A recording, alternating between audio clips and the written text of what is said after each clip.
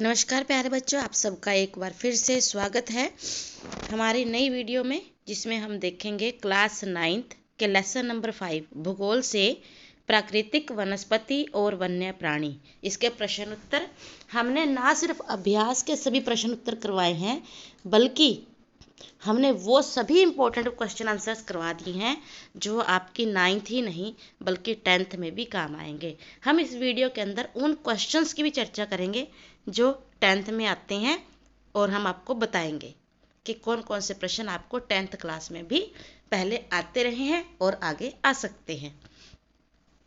तो सबसे पहले हम अपने एक एक मार्क्स वाले 4 प्रश्न देखेंगे। सबसे पहले है, रबड़ का संबंध किस प्रकार की वनस्पति से है? तो रबड़ मुख्यतः जो है केरल में होती है। रबड़ पौधा है जिससे जो व्हीकल्स हैं हमारे, इनके टायर ट्यूब बनते हैं। और ये जो वनस्पति है वो उष्ण कटिबंधीय वर्षावन, जहाँ पर वर्षा अधिक होती है और गर्मी भी होती है, वहाँ पर वनस्पति पाई जाती है। दूसरा है, सिनकोना के वृक्ष कितनी वर्षा वाले क्षेत्र में पाए जाते हैं? 100 सेंटीमीटर। हम आपके लिए अपनी नेक्स्ट वीडियो में ढेर सारे ऐसे क्वेश्चंस, एक एक मार्क्स वाले क्वेश्चन लेके आएंगे कि उसके बाद आपको लेसन पढ़ने या प्रश्न याद करने की आवश्यकता भी नहीं रह जाएगी। आपके पास 100 से अधिक ऐसे प्रश्न होंगे, लाइन टू लाइन हम चुन कर लेके आएंगे, जो आपके लिए ना सिर्फ 9th में बल्कि आगे के कंपटीशंस की तैयारी में भी बहुत ज़्यादा हेल्पफुल रहने वाले हैं। हमारा तीसरा क्वेश्चन है, सिमलीपाल जीव मंडल निश्चय कौन से राज्य में है? ओडिशा में। हमारे टोटल 18 जीव मंडल निश्चय हैं। हम आगे आपको बताएंगे जीव मंडल निश्चय क्या होता है, और इसमें से एक सिमलीपाल है, बहुत फेमस है, वो कहाँ पर है? ओडिशा में। उसके बाद है, भारत में कौन से जीव मंडल निश्चय, नीचे जो ऑप्शन में हमने दिए हैं उनमें से एक है, लेकिन यहाँ पर हमने सीधा आंसर दिया है। जो 18 जीव मंडल हैं उसमें से 10 जीव निश्चय जो है, जीव मंडल निश्चय हैं, वो हमारे विश्व स्तर के हैं। उन 10 में से 3 हैं मानस, मन्नार की खाड़ी, नीलगिरी। ये बहुत बहुत इंपॉर्टेंट है। और पता है, नीलगिरी जो है वो भारत का सबसे पुराना जीव मंडल निश्चय है। उसके बाद है, पारिस्थितिक तंत्र किसे कहते हैं? पारिस्थितिक तंत्र बहुत इंपॉर्टेंट क्वेश्चन है, 9th में लगभग हर बार ये क्वेश्चन आ जाता है। इसका हम आंसर देखते हैं, बहुत आसान सी भाषा में हमने तैयार किया है। किसी क्षेत्र के पेड़ पौधे और जीव जंतु के मेल को पारितंत्र कहते हैं, परंतु जब यही पेड़ पौधे और जीव जंतु आपस में इतना घुल मिल जाते हैं कि एक दूसरे पर आश्रित हो जाते हैं, मतलब एक दूसरे के बिना रह भी नहीं पाते, तो इनके परस्पर मिलने को पारिस्थितिक तंत्र कहते हैं। यानी कि जब ये परस्पर मिलकर किसका निर्माण करते हैं? पारिस्थितिक तंत्र का निर्माण करते हैं। किसी क्षेत्र के सभी पेड़ पौधे और जीव जंतुओं के मेल को परितंत्र, परंतु जब वे आपस में इतने घुल मिल जाते हैं, एक दूसरे पर आश्रित हो जाते हैं, फिर वे निर्माण करते हैं पारिस्थितिक तंत्र का। अब आपको ये सबसे ज़्यादा आसान लगेगा हमारे यहाँ पर। उसके बाद नेक्स्ट है, भारत में पादप जीवों का वितरण किन तत्वों के द्वारा निर्धारित होता है? इसका आंसर है तापमान, सूर्य का प्रकाश, वर्षण, मृदा, धरातल। ये सब पादप जीवों के वितरण को निर्धारित करते हैं। पादप का अर्थ होता है पौधे। पादप का अर्थ क्या है? पौधे। और अलग अलग तरह की वनस्पति हम देखते हैं, वो निर्भर होती है सूर्य के प्रकाश, तापमान, वर्षण, मृदा और धरातल के अनुसार।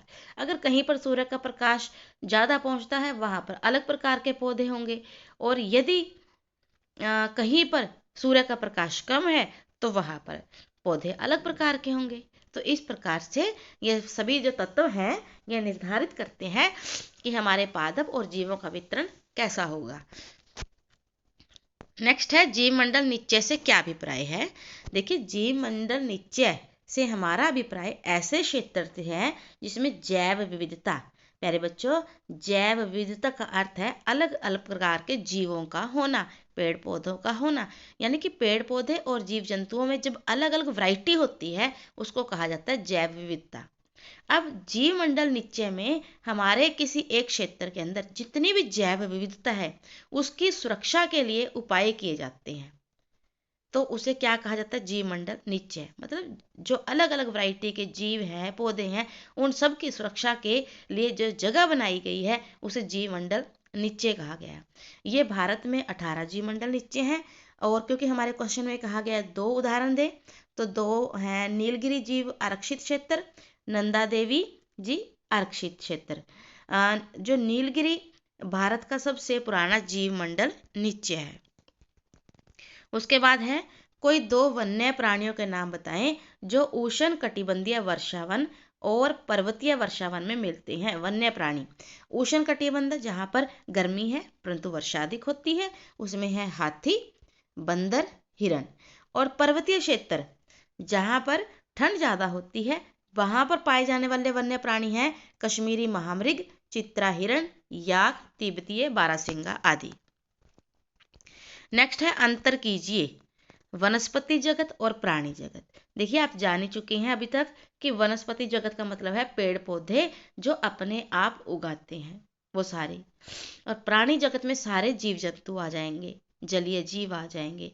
तो वनस्पति जगत और प्राणी जगत में क्या अंतर है?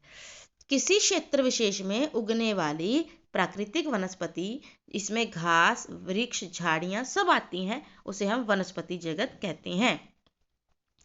प्राणी जगत में विशेष क्षेत्र में रहने वाले सभी जीव जंतु, कीड़े मकोड़े, स्तनधारी, जल स्थल सभी प्रकार के पशु इसमें आते हैं। प्राणी में जिनमें प्राण है या जो जीव जंतु हैं, और वनस्पति में सभी पेड़ पौधे, घास, झाड़ी सब कुछ। उसके बाद वनस्पति वातावरण से प्रभावित रहती है जबकि जीव जंतु खुद को वातावरण के अनुसार ढाल लेते हैं। आपको याद करना है कि वनस्पति जो है वो वातावरण से प्रभावित रहती है, जैसा वातावरण होगा वैसी बन जाती है। उसके अलावा जीव जंतु अपने आप को खुद को स्वयं को वातावरण के अनुसार ढाल लेते हैं। तीसरा है वनस्पति जीव जंतुओं को भोजन प्रदान करती है, और जीव जंतु जो होते हैं वो 2 प्रकार के होते हैं। खुद का भोजन मतलब नहीं लेते, दूसरों से प्राप्त करते हैं, पेड़ पौधों से प्राप्त करते हैं। तो ये शाकाहारी और मांसाहारी। ये स्वयं पोषी है, मतलब खुद का खाना खुद तैयार करते हैं। ये परपोषी हैं, ये अपने भोजन के लिए दूसरों पर निर्भर करते हैं, ये चाहे वो पेड़ पौधे या वनस्पति हो या फिर वो दूसरे जंतु हों। सूर्य के प्रकाश की सहायता से अपना भोजन स्वयं बनाते हैं, परंतु ये अपना भोजन वनस्पति जगत से प्राप्त करते हैं। वनस्पति जगत में यहाँ पर सिर्फ घास फूस नहीं बल्कि उसी वनस्पति जगत के अंदर रह रहे दूसरे जंतु भी हैं। नेक्स्ट क्वेश्चन की ओर बढ़ते हैं। सदाबहार वन और पर्णपाती वन।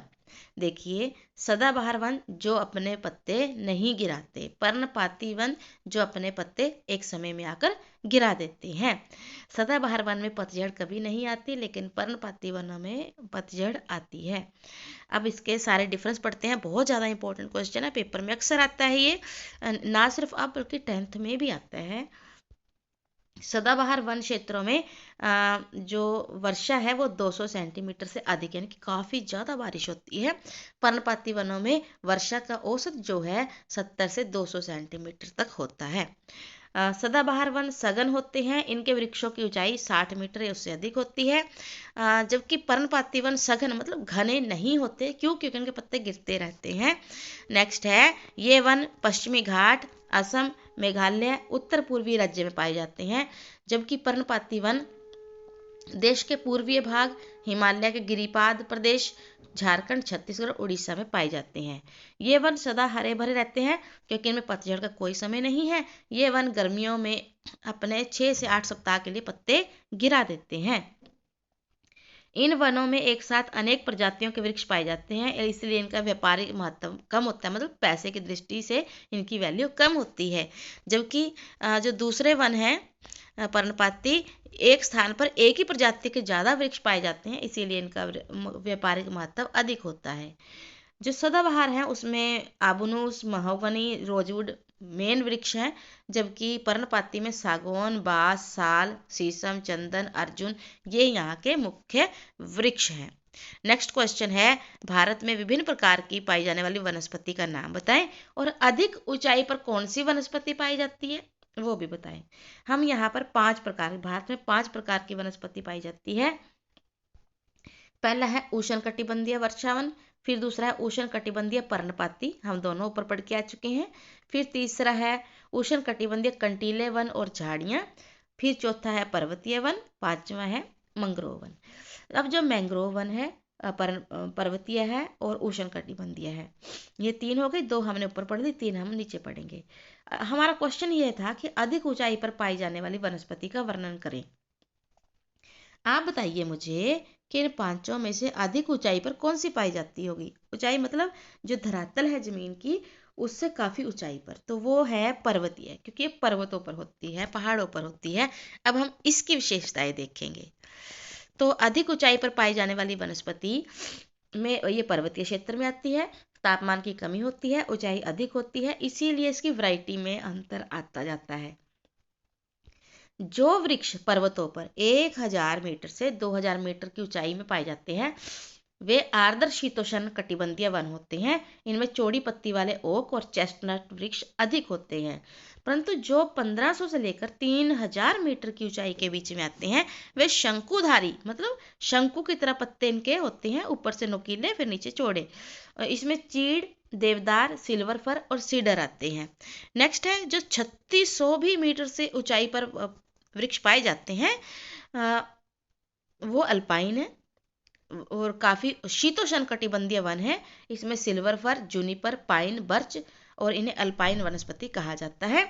और बिल्कुल हिम रेखा के निकट बिल्कुल ऊपर जो है उसमें मोस, घास, लिचन ऐसी वनस्पति पाई जाती है।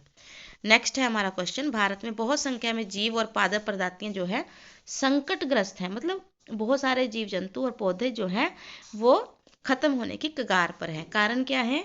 नंबर 1 है वनों की अंधाधुंध कटाई के कारण वन प्राणी और पादप प्रजातियों का जीवन संकटग्रस्त है। दूसरा है व्यापार के कारण से या व्यापार करने के उद्देश्य से पशुओं का अत्यधिक शिकार करने के कारण इनका जीवन संकट में है।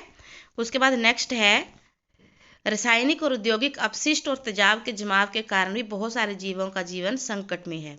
इस प्रकार पादपों और जलीय जीवों के नष्ट होने से पारिस्थितिक तंत्र असंतुलित हो जाता है और लगभग 1300 जातियां जो हैं या प्रजातियां वो संकट में हैं और 20 तो लुप्त भी हो चुकी हैं। लुप्त मतलब खत्म हो चुकी हैं।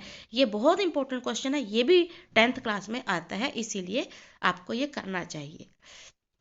नेक्स्ट है भारत वनस्पति जगत और प्राणी जगत की धरोहर में धनी क्यों है? भारत एक विशाल देश है, यहाँ विविध प्रकार की जलवायु और मृदा पाई जाती है। इसी वजह से वनस्पति भी अनेक प्रकार की पाई जाती है, जीव जंतु भी बहुत सारे प्रकार की हैं। पहले हम वनस्पति जगत की बात करेंगे। भारत में मुख्य 12 जैव विविधता वाले देशों में से एक है, जहाँ पर ऐसे 12 देश हैं जिनमें जैव विविधता पाई जाती है, यानी कि अलग अलग प्रकार की वनस्पति।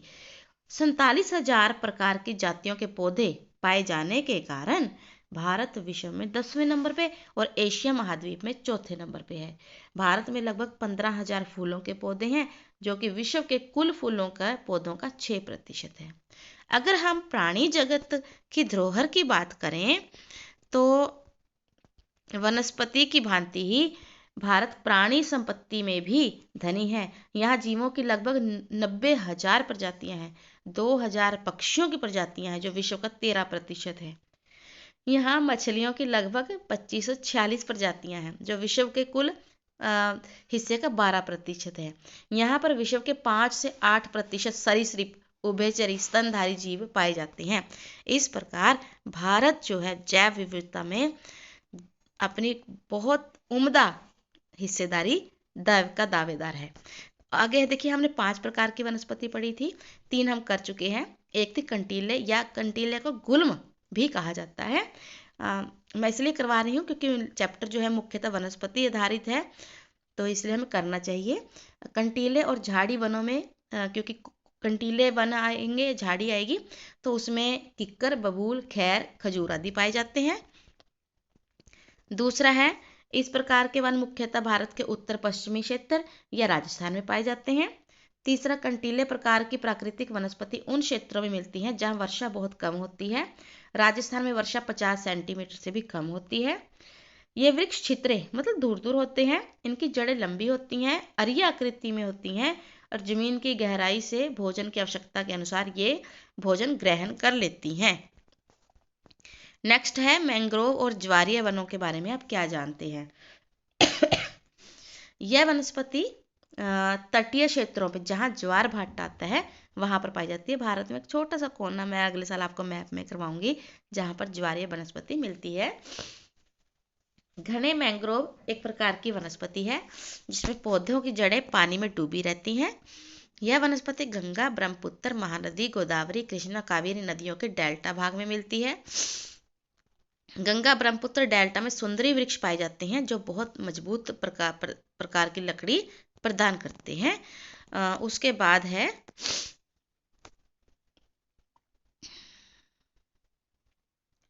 गंगा ब्रह्मपुत्र डेल्टा में सुंदरी वृक्ष है जिसमें मजबूत लकड़ी प्राप्त होती है। नारियल, ताड़ आदि के वृक्ष भी पाए जाते हैं। इस क्षेत्र का प्रसिद्ध जानवर रॉयल टाइगर है, रॉयल बंगाल टाइगर। इसके अलावा कछुए, मगरमच्छ, घड़ियाल आदि भी इन क्षेत्र में मिल जाते हैं। हमारा लास्ट क्वेश्चन है, और ये क्वेश्चन इतना इंपॉर्टेंट है कि 9th में तो पता नहीं, लेकिन 10th में मैंने इसे बहुत बार एग्जाम में आते हुए देखा है कि वनों का हमारे जीवन में क्या महत्व है। वनों से हमें अनेक प्रकार के उपयोगी पदार्थ मिलते हैं और उन पर अलग अलग प्रकार के उद्योग निर्भर हैं। ये हमारी अर्थव्यवस्था को मजबूत बनाते हैं, हमारे वन्य प्राणियों को संरक्षण देते हैं, विनाशकारी बाढ़ पर नियंत्रण लगाते हैं, मृदा अपरदन को भी रोकते हैं। उसके बाद हमारा जो लास्ट पॉइंट है, वन वर्षा लाने और वर्षा के जल को भूमि के अंदर रखने में हमारी सहायता करते हैं। प्यारे बच्चों, इसके साथ ही हमारा ये बहुत मेहनत से बनाया हुआ चैप्टर और पूरा हो गया। हमने कोशिश की है कि इसे अच्छे से समझाएं और आपको एक 5 नंबर का बड़ा प्रश्न इस लेसन में से आने की पूरी उम्मीद है। 10th में भी यहाँ से प्रश्न आ सकते हैं। और देखिए, ये हमारे वनस्पति, हमारे प्राणी जगत से जुड़ा हुआ लेसन है।